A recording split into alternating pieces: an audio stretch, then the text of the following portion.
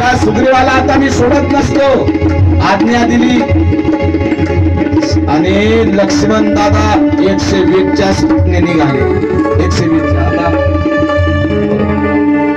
कधी 90 आपला भाऊ आपल्या बाजूने बोलला ना. पहिल्यांदा प्रभू रामचंद्राला क्रोध येताना पाहिलं. सुग्रीव आपल्या कार्याला विसरला. करत हो रहू जाऊ जीवती होई तात जनत करी आनव सोई. सुग्रीव हो सुधे मोरी विसारी पावा राजकोस पुर नारी.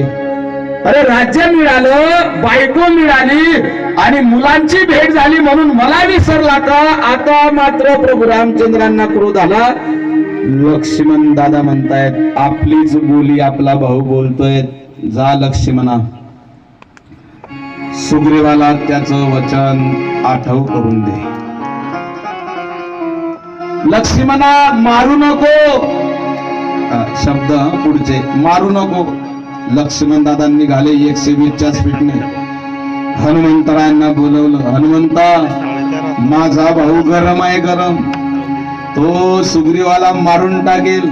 तू एक काम कर, त्याच्या अगोदर किष्किंधा नगरीमध्ये जा आणि या सुग्रीवाला सावध कर असं आणि सांगितल्या बरोबर हनुमंतराय निघाले किष्किंधा नगरीकडे. ताह पवन सुत हृदय विचारा